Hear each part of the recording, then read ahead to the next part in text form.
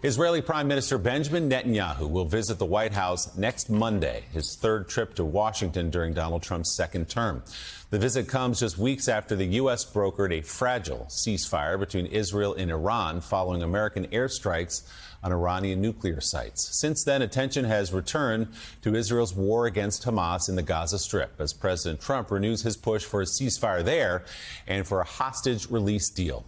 Negotiations over Gaza remain stalled, with both Israel and Hamas holding firm to their demands. Citing local medical officials in Gaza, the New York Times reports an Israeli airstrike hit a beachfront cafe in Gaza City yesterday, killing more than 24 people and injuring dozens of others. Joining us now at the table, President Emeritus of the Council on Foreign Relations, Richard Haass.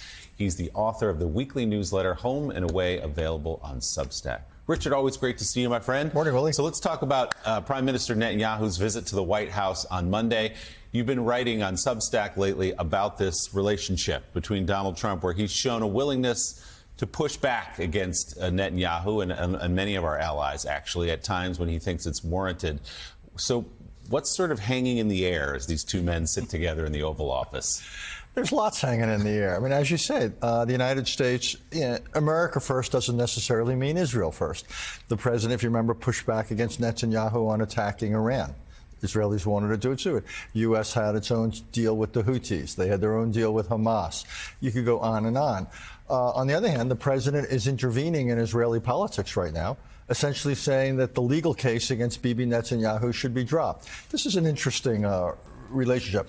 President does, if you remember, when he ran, said one of his goals to bring about a ceasefire in Gaza, to bring the hostages back home.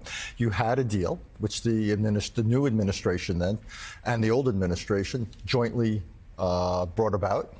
Then the Israelis balked at the second phase of it. The whole idea was to get the hostages back, the Israelis would have had to agree to a ceasefire and a pullout from Gaza. So that's still where things stand. And things have gotten worse, as you just saw in that story. A lot of people are being killed, and the people of Gaza, the 2 million residents, are being packed into ever smaller pieces of territory.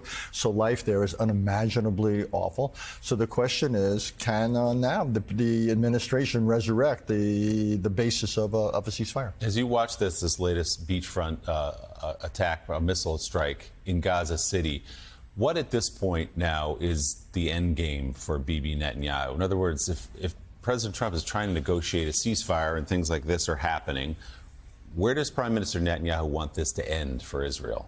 What does he want? Look, what he wants to do is have this end, but in a manner, Willie, that he can stay on as prime minister and escape his legal consequences. So it's all caught up in that. The good news is that Bibi Netanyahu has more political standing now because of Iran, so he may have a little bit more strength, a little bit more potential to compromise. He would like to get the hostages back. That would be a big win. All Israelis want to see that. The question is, how does he do that in a way that he hasn't eliminated Hamas? Hamas still has a role. And how do you keep order in Gaza? The Israelis still, here it is, it's over a year and a half since October 7th. There's still not a serious plan, a viable plan for what comes afterwards. Right now, the security situation in Gaza is a mixture of Israeli occupation and gangs. Let's be honest. And the question is, how do you get something where the Israelis don't have to be there, Hamas can't revive? The only idea people can think of is some type of an Arab force. But to have an Arab force, you'd have to have a large Palestinian component in that force. What's something the Israelis balk at? Because they don't want to do anything in Gaza that would give momentum, that would impart momentum to Palestinian nationalism. So that's been the dilemma all along. And the real question, quite honestly, is how hard does Donald Trump push Bibi Netanyahu? Because right now, if he pushed Bibi Netanyahu, Trump actually is more popular than anybody in Israel. And if the Israelis didn't like what Donald Trump were doing, guess what? Who do they go to here? They're going to go to Chuck Schumer? There's no way to do an end run around Donald Trump. So Trump has enormous leverage big if, he decides to use it on Bibi Netanyahu. That popularity obviously enhanced by President Trump's decision to attack those nuclear sites inside Iran and now trying to broker some kind of a conversation between Israel and Iran. What does that even look like in terms of a ceasefire, which is fragile to say the least? Well, it's fragile, and it doesn't really address the real issue, which is Iran. You know, right now the Iranians have two goals. One is to make sure the regime survives, and there's been really some dark stories coming out of Iran about how they're going around the country looking for anyone who they can think may have been cooperating with Israel or whatever. But, regime survival is the big thing.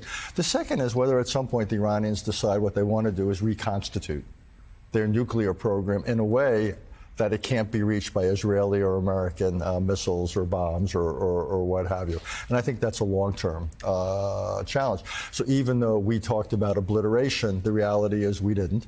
Elements of the Iranian nuclear program survived in the 3 sites we attacked. Elements of it survived, which were never there, that had been moved out. So I think there's a long-term issue between Iran and both Israel and the United States about what's going to happen with this nuclear program. Can it be resolved diplomatically? That would be a long shot. Can it be dealt with militarily? That might be something necessary down the road. But I think that's where we are. This problem hasn't gone away. It's just reached a new chapter.